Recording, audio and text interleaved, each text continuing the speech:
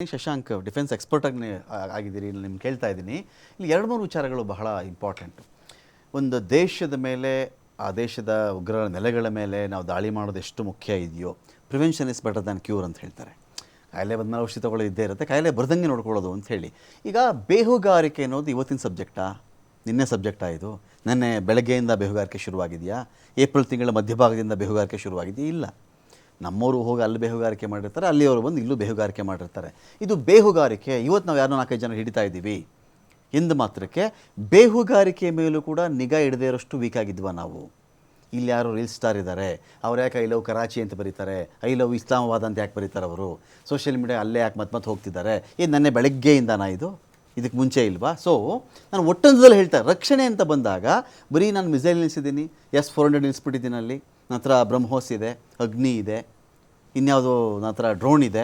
ಇದಕ್ಕಿಂತ ಹೆಚ್ಚಾಗಿ ಆಗದಂತೆ ತಡೆಯೋ ವಿಚಾರದಲ್ಲಿ ಎಡವಿದ್ದೀವ ನಾವು ಅಂತ ನನ್ನ ಪಾಯಿಂಟ್. ಖಂಡಿತವಾಗೂ ದೇಶದ ವಿಚಾರ ಬಂದಾಗ ನೀವು ಬೇಹುಗಾರಿಕೆ ಅದು ಇದು ಅಂತ ಹೇಳಿದ್ರಿ. ಈಗ ಟಾಪ್ ಲೆವೆಲಲ್ಲೇ ಇತ್ತು ಬೇಹುಗಾರಿಕೆ. ಯಾಕಂದ್ರೆ ಬೇರೆ ಶತ್ರು ದೇಶದಿಂದ ಇನ್ಪುಟ್ಸ್ ನಾವೇನು ತೆಗಿತೀವಿ, ಆ ಇನ್ಪುಟ್ಸ್ನ ಬೇಹುಗಾರಿಕೆ ಅಂತ ಹೇಳಿ, ಅಷ್ಟೇ. ಆ ಇನ್ಪುಟ್ಸ್ನ ನಾವು ಸರಿಯಾದ ಸಮಯಕ್ಕೆ ತಲುಪಿಸಿ ಏನು ಅವಘಡ ಆಗಬಾರದು ಅಂತ ಡಿಸೈಡ್ ಮಾಡ್ತೀವಿ, ಅದನ್ನ ಬೇಹುಗಾರಿಕೆ ಸಕ್ಸಸ್ ಅಂತ ಹೇಳ್ತೀವಿ.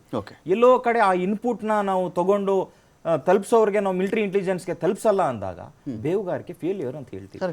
ಈ ಪಹಲ್ಗಾಮ್ ಇನ್ಸಿಡೆಂಟಲ್ಲೂ ಸಹಿತ ಬೇಹುಗಾರಿಕೆ ಫೇಲ್ಯೂರ್ ಅಂತ ಹೇಳಬೇಕು.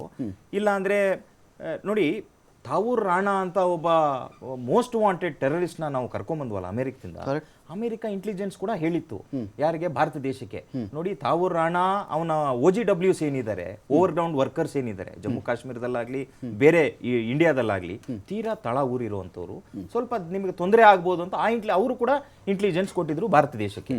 ಭಾರತ ದೇಶ ನೋಡಿ, ಈ ಹಿಂದೆ ನಾವು ಅಬ್ಸರ್ವ್ ಮಾಡಿದಾಗ ಈ ಸಾಕಷ್ಟು ಈ ಟೆರರ್ ಗ್ರೂಪ್ಸ್ ಆಗಲಿ, LET ಆಗಲಿ, ಲಷ್ಕರ್ ಇ ತೊಯ್ಬಾ ಆಗಲಿ, ಬೇರೆ ಸಂಘಟನೆಗಳಾಗಲಿ ಆರ್ಮಿ ಬೇಸ್ ಕ್ಯಾಂಪ್ ಮೇಲೆ ಟಾರ್ಗೆಟ್ ಮಾಡ್ತಿದ್ರು, ಸೈನಿಕರ ಮೇಲೆ ಟಾರ್ಗೆಟ್ ಮಾಡಿದ್ರು. ಇವ್ರಿಗೆ ನೇರ ಇದ್ದಿದ್ದು ಸೈನಿಕರು, ಕಾಮನ್ ಸಿಟಿಸನ್ಸ್ಗೆ ಇವರು ಕೈ ಆಗ್ತಾ ಇರಲಿಲ್ಲ. ಯಾಕಂದ್ರೆ ಇವರು ಮೆಸೇಜೇ ಬೇರೆ ತರ ಕೊಡ್ತಿದ್ರು, ಆರ್ಮಿಗೆ ನಾವು ಟಚ್ ಮಾಡಿದೀವಿ ನೋಡಿ, ನಿಮ್ ದೇಶಕ್ಕೆ ಹೆಂಗ್ ಮಾಡ್ತೀವಿ ಹಾಗೆ. ಬಟ್ ಮುಂಬೈ ಎಕ್ಸೆಪ್ಷನ್, ಇದಕ್ಕೆ ಮುಂಬೈ ತಾಜ್ ಅಟ್ಯಾಕ್ ಎಕ್ಸೆಪ್ಷನ್. ಅದರಲ್ಲಿ ಕಾಮನ್ ಮ್ಯಾನು ಇದ್ರು, ಕಾಮನ್ ಮ್ಯಾನು ಇದ್ರು. Taj attack one of the worst attack. Correct. ಅದು ಬೇಕಂತಾನೆ, ಅದು ಏನು ಅಂತ ಅದ್ರ ಹಿಂದೆ ಹೋಗೋದು ಬೇಡ. ಈಗ ಪಹಲ್ಗಾಮ್ ಅಂತ ಬಂದಾಗ ಈ ಟೂರಿಸ್ಟ್ ಏರಿಯಾದಲ್ಲಿ ಟಾರ್ಗೆಟ್ ಮಾಡ್ತಾರೆ ಅಂತ ಬಹುಶಃ ನಮ್ಮ ಇಂಟೆಲಿಜೆನ್ಸ್ ಅವ್ರಿಗೆ ಗೊತ್ತಿರಲಿಲ್ಲ ಅನ್ಸುತ್ತೆ. ಅದಕ್ಕೆ ನಾವು ಇಂಟೆಲಿಜೆನ್ಸ್ ಫೇಲ್ಯೂರ್ ಅಂತ ಹೇಳ್ತಿದೀವಿ. ಅಲ್ಲಿ ಕೆಳಗಡೆನೆ ಬೇಸ್ ಕ್ಯಾಂಪ್ ಇದೆ, ಅಲ್ಲಿ ಪೊಲೀಸಿಂಗು ಇದೆ. ನೋಡಿ, ಈ ಹಿಂದೆ ಈ ಒಂದು 7 ವರ್ಷ ನಾವು ತಗೊಂಡಾಗ 2019 ಏನು ಇನ್ಸಿಡೆಂಟ್ ಆಯಿತು, 19 ಆದ್ಮೇಲೆ 2025 ವರೆಗೂ ಈ ರೀತಿಯಾದಂಥ ದೊಡ್ಡ ಇನ್ಸಿಡೆಂಟ್ ಆಗಿರಲಿಲ್ಲ. ಸಣ್ಣ ಪುಟ್ಟ ಬಾರ್ಡರ್ ಇಶ್ಯೂ ಆಗ್ತಿತ್ತು, ಫೈರಿಂಗ್ ಆಗ್ತಿತ್ತು, ಕೆಲವು OGWಗಳನ್ನ ಅರೆಸ್ಟ್ ಮಾಡ್ತಿದ್ರು, ಫೈರ್ ಮಾಡಿರೋ ಇನ್ಸಿಡೆಂಟ್ಸ್ ಇದೆ. ಎಲ್ಲೆಲ್ಲಿ ನಿರ್ನಾಮ ಏನ್ ಮಾಡ್ಬೋದು ಅದನ್ನೆಲ್ಲ ಮಾಡ್ಕೊಂಡ್ಬಂದ್ರು ನಮ್ಮ ಆರ್ಮಿ ಆಫೀಸರ್ಸ್ ಆಗಲಿ, ಮಿಲಿಟರಿ ಇಂಟೆಲಿಜೆನ್ಸ್ ಆಗಲಿ. ಈ ಪಹಲ್ಗಾಮ್ ಅಂತ ಬಂದಾಗ ಎಲ್ಲೋ ಒಂದು ಕಡೆ ಮಿಲಿಟರಿ ಇಂಟೆಲಿಜೆನ್ಸ್ಗೆ ಈಗ ಟೆರರಿಸ್ಟ್ ಕೂಡ ಅಪ್ಗ್ರೇಡ್ ಆಗಿದ್ದಾರೆ ಅನ್ನೋದಕ್ಕೆ ಕೆಲವು ಉದಾಹರಣೆಗಳು ನಾವು ತಗೊಬೇಕಾಗುತ್ತೆ. ಯಾಕಂದ್ರೆ ಇವರೆಲ್ಲ ವೆಲ್ ಟ್ರೈನ್ಡ್, ಇವ್ರಿಗೆ ಟ್ರೈನ್ ಮಾಡುವಂತ ISI ಆಗಲಿ, ಇವ್ರು ಟ್ರೈನ್ ಮಾಡುವಂತ SSG ಕಮಾಂಡೋಸ್ ಏನ್ ಪಾಕಿಸ್ತಾನದಲ್ಲಿ ಇದ್ದಾರೆ, ಇವರೆಲ್ಲ ತೀರಾ ನಾಲೆಜಬಲ್ ಇರೋಂತ, ಪ್ಲಾನಿಂಗ್ ಆಕ್ಟ್ ಮಾಡುವಂತ ಕೆಲವು ಆಫೀಸರ್ಸ್ ಇದ್ದಾರೆ. ಪಹಲ್ಗಾಮ್ ಅಂತ ಬಂದಾಗ ಅಲ್ಲಿ ಇಷ್ಟೇ ಜನ ಇರ್ತಾರೆ, ಈ ಭಾಗದಲ್ಲಿ ಇಷ್ಟು ಜನ ಶೇಖರಣೆ ಆಗ್ತಾರೆ ಅಂತ ಇವ್ರಿಗೆ ಹೇಳ್ದವ್ರು ಯಾರು? ಆ ಹೇಳ್ದವರು ನಮ್ಮವರು, ಅಂದ್ರೆ ನಮ್ಮ ದೇಶದ ಒಳಗಡೆ ಇರೋಂತ OGW ಆಗ್ಲಿ, ನೀವೇನು ಇನ್ಫ್ಲೂಯೆನ್ಸರ್ಸ್ ಅಂತ ಮಾತಾಡ್ತಿದ್ದೀರಿ ನೋಡಿ, ಯಾವತ್ತೇ ಆಗ್ಲಿ ನಾವು ಇನ್ಪುಟ್ಸ್ ಒಂದು ಪ್ರದೇಶದ ಮೇಲೆ ದಾಳಿ ಮಾಡಬೇಕು ಅಂದಾಗ ಅದನ್ನ ಇನ್ಪುಟ್ ತಗೊಬೇಕಾಗುತ್ತೆ.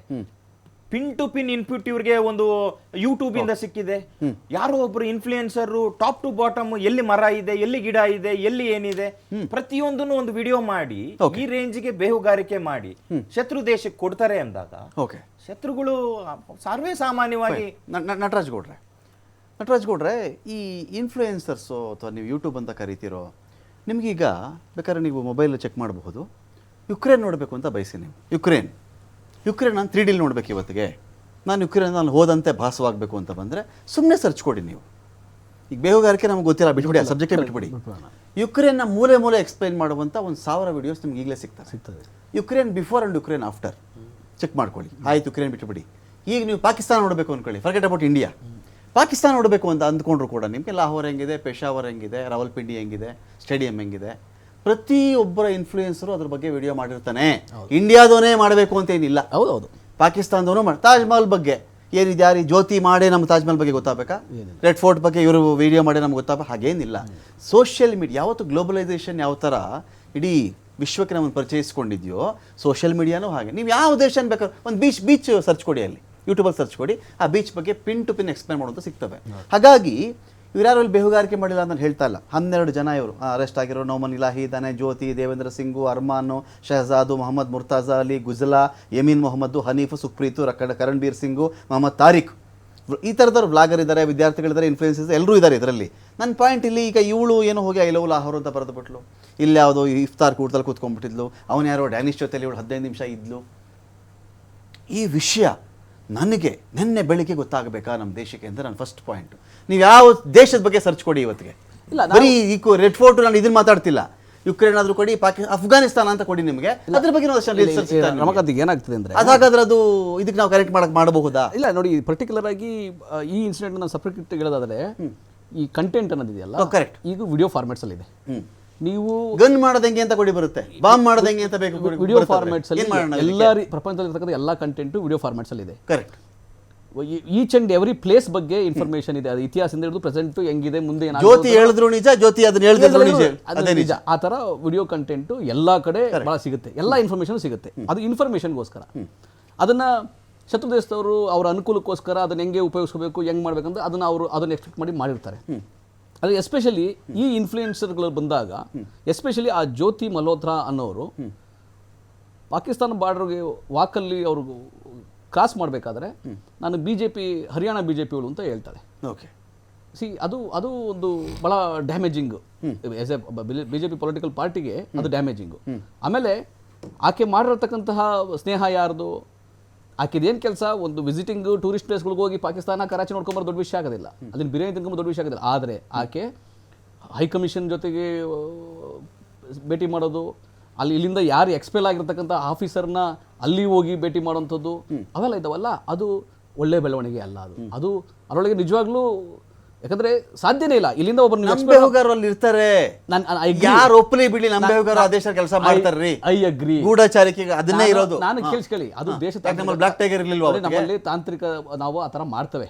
ಆದ್ರೆ ನಾನೇನ್ ಹೇಳ್ತಾ ಇದೀನಿ ಅಂದ್ರೆ, ಇಲ್ಲಿ ನಮ್ಮ ದೇಶದವರಾಗಿದ್ದು ಈ ರೀತಿಯಾಗಿ ಮಾಡ್ತಾ ಇರ್ಬೇಕಾದ್ರೆ ಅದು ಇನ್ನೂ ಸೂಕ್ಷ್ಮವಾಗಿ ಗಮನಿಸಬೇಕಾಗತ್ತ ಜವಾಬ್ದಾರಿ ಇಲ್ಲಿದೆ. ಇದರಿಂದ ಯಾರು ಕ್ಲಾಸ್ ಆಗಿ ಹೋಗ್ತಾರೆ ಅವ್ರದ್ದು. ಈಗ ಇಂಟೆಲಿಜೆನ್ಸ್ ಅಂದ್ರೆ ಅದೇ ಕೆಲಸ, ಸೈಬರ್ ಕ್ರೈಮ್ ಅಂದ್ರೆ ಅದೇ ಕೆಲಸ. ಯಾರು ಇಲ್ಲಿಂದ ಹೋಗ್ತಾರೆ, ಏನ್ ಮಾಹಿತಿ ಶೇರ್ ಮಾಡ್ತಾರೆ, ಯಾರು ಎಲ್ಲರನ್ನು ಭೇಟಿ ಮಾಡ್ತಾರೆ, ಕನೆಕ್ಟ್ ದ ಡಾಟ್ಸ್, ಅದೇ ಮಾಡಬೇಕಾಗಿರೋದು. ಶತ್ರು ದೇಶ ಅಂತ ನಿಮ್ಗೆ ಗೊತ್ತಿದ್ದ ಮೇಲೆ, ಅವ್ರ ಭಯೋತ್ಪಾದನೆ ಮೂಲ ಅಂತ ಅವ್ರಿಗೆ ಗೊತ್ತಿದ್ದ ಮೇಲೆ ನಾವು ಇದೆಲ್ಲ ಮಾಡಲೇಬೇಕಾಗ್ತದೆ.